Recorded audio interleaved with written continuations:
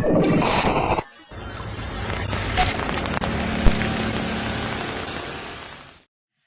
you so much for joining us for this breaking news special. We are Radicalized Pod. Truth Survives. Every week we got your back on all of the disinformation fuckery from around the world. We have with us our very special guest, Martin Sheil, our wonderful financial correspondent. He always has taught us to follow the money. And there was a big event that occurred yesterday in the UK where a very major whale oligarch was pinched, detained. And Martin says this is a very, very big deal. Marty, can you tell us what's going on? The British, or I should say the UK authorities have detained Mikhail FRIDMAN, one of the original 7 Russian oligarchs. And they're investigating him for money laundering and sanctions evasion. So you say, well, why is that important? It's important because Mr. FRIDMAN was and is the main honcho of Alpha Bank, which is the single largest private bank in all of Russia. You don't get to be the head of the single largest private bank in Russia without significant protection, or krisa, as the Russian word stands for, from the ultimate authorities and Mr. Putin himself. So by detaining Mr. FRIDMAN, that means that he is unable to travel out of the UK. He has passports for Israel, and he also was originally born in the Ukraine. His parents are from Lviv, and they are still there. So what you're looking at is the UK authorities, financial authorities, likely prosecuting Mr. FRIDMAN for money laundering and sanctions evasion.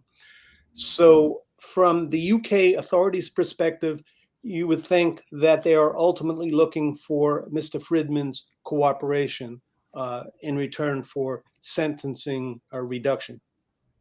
That puts Mr. FRIDMAN in a real dilemma. He's got his parents are in Ukraine. Mr. FRIDMAN was one of the first Russian oligarchs to criticize Putin and criticize the war, saying that it was a tragedy. So Mr. FRIDMAN likely cannot go back to Russia unless he wants to put his life in jeopardy, but he can't anyway, because I'm sure the Brits have taken his passports. Okay. So if he wants to, survive and to live a free life in either the UK or Israel, he is likely going to have to cooperate. So what should he cooperate with the Brit authorities? What might he be able to, what information might he be able to provide? And, you first want to look at, of course, there's the American perspective, which we get to in a second. Yeah. But let's look at it from the UK's perspective right now. And my personal hope would be that the UK authorities really leverage Mr. FRIDMAN, really twist his arm with regard to the enablers and the financial facilitators of the UK system. So many of the Russian oligarchs ended up moving to London and purchasing mega mansions there that London is referred to in some quarters as London Grad. Absolutely. So how did that happen? It could only have happened with the aid and assistance of financial facilitators. A lot of folks who are knighted and whose name starts with a sir in front of their barrister name, sir, I'm going to help you move your money to the British Virgin Islands guy. Those are the folks that I would be interested in if I was a UK prosecutor or financial investigator. How did they game the UK system, the Western system? How did they maneuver through and around and over and under the sanctions? How did they move that money? What shell companies did they use? What banks did they use? Here's a guy, the head of the biggest Russian bank in Russia. He's got all sorts of bank expertise. Who is his go-to bank in the West? Tell us about the banking system in Cyprus. Tell us about the Swiss. Tell us about banks in Liechtenstein. Then tell us about the Caribbean and the Seychelles and all the rest. Wow. But now, back up a second and remember that the Deutsche Bank moved billions in mirror trades, and Deutsche Bank held all sorts of like $650 million in loans for our friend Mr. Trump, as well as another couple of $100 million for Jared Kushner. Tell us about Deutsche Bank, because Deutsche Bank and I shouldn't say, Alpha Bank and the Lauder Institute combined to provide an honorary award to Deutsche Bank for all the work that Deutsche Bank did in assistance of the Russians, throughout the 2000s. So, let's get the inside information on that. What does the head of Alpha Bank know about Deutsche Bank, and how Deutsche Bank was the correspondent bank for several other European banks that moved Yes. billions and billions? I mean, what he can tell in terms of following the money, this is your master money thief. I mean, he can tell you about all sorts of financial frauds if he wants to, and if he's provided some type of incentive to do that. And following the money gets you God knows where. And Wow. And so, in your own words, he knows where the financial bodies are buried. And what's that's really right. important, you mentioned Lauder. We're talking about Ron Lauder of Estee Lauder Yes. fame and fortune. So, what's really important for American viewers is all the tentacles to the money that is attached to, Trump, Russia, and that entire narrative. Can you just give us a couple of tidbits on that? Yeah. Well, now understand that Mr. Friedman entered into a partnership, a real estate investment partnership, with a major American real estate guy by the name of Jack Rosen. And that was over $1 billion when it was first started up. And they invested in distressed real estate properties up and down the East Coast of America. Now, Mikhail Friedman is the leader of the Russian Jewish Congress. Jack Rosen is the leader of the American Jewish Congress. Alexander Mashkevich is the leader of the Eurasian Jewish Congress. And Ron Lauder, Donald Trump's boyhood friend and one of the two largest political contributors to Mr. Trump's 2016 election, is the overall head of the World Jewish Congress. So I guess what I'm suggesting here is, how was that religion or those religious affiliations used, and were they used monetarily? And here you have Friedman and Rosen investing in American distressed real estate properties. What else? What else can be told?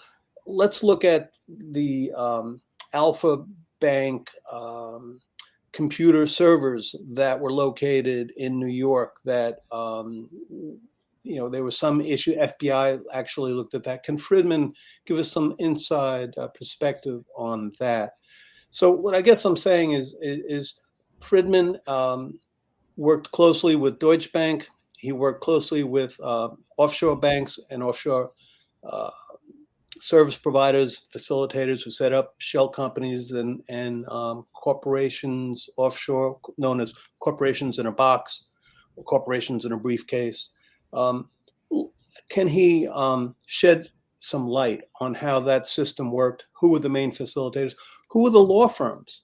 Baker McKinsey is the biggest law firm in the world, or second largest and biggest, but the biggest in Russia. They set up a bunch of shell companies. Does Mr. Friedman know how that worked? Can he tell us other law firms, other accounting firms? Can he tell us about Robert Mercer and his hedge funds that invested so deeply in Russia.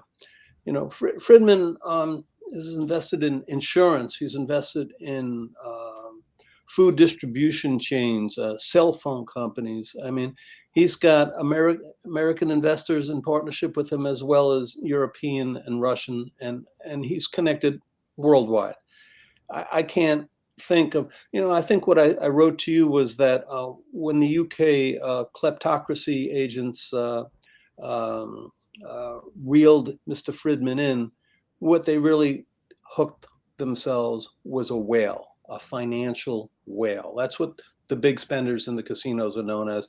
And in terms of financial circles, you're talking about a guy who not only ran the biggest banks in Russia, he was also heavily involved in the petro state of Russia. You know, Mr. Fridman was involved in one of the first East-West partnerships between Russia and the Brits, and something called BP/TNK, which was British Petroleum is BP. That's the largest oil company in the UK. And they invested with folks like Rosneft in some serious drilling in eastern Russia. Eventually, the Russians just kind of made life so miserable for the BP folks and executives that BP finally sold out. I would like, and I'm sure the Brits would very much like to know just what happened behind the scenes. Right. Let's get the inside story on that. Right. But anyway, that's from the Brits' perspective. From the banking perspective, I don't know if there's other perspectives that you want. There's just no. So the whole directions. I just get excited thinking about it. You know, it is very exciting because again, you've taught us to follow the money with your investigative background. You're a retired IRS. You focused on some of these criminals, and I guess the last thing we want from you is, should Fridman be worried about what Jim calls the funny Russian window industry? Just the last line on that. Yeah, he should. I mean, let's face it, he can't go back to Russia. You know, if he cooperates with the UK authorities and tells them what he really knows, tells the inside story about what's going on in the banking circles, what goes on in offshore shell companies and offshore banks. And if he talks about what he knows about disinformation programs in the media in Russia or in Eastern Europe or in the States, he knows how the money moves. He knows, you know, FSB has permeated every bank in Russia. You know, Putin and the FSB, when they want to move money, they have to use major banks, major Russian banks, to first get the money out of Russia and out of Europe and into shell companies and offshore banks. This guy, Fridman, would know so much about how the FSB does that, how they infiltrate, you know, media and various industries and bank circles, et cetera. I mean, the guy is just so, you know, he's in the middle of so many different networks. You could probably debrief him for like 2 years and just scratch the surface. Wow. So in terms of following the money, I can't tell. I can't, you know, and here's a guy I almost feel sorry for in that, you know, he has done some interviews since, you know, the February invasion of Ukraine.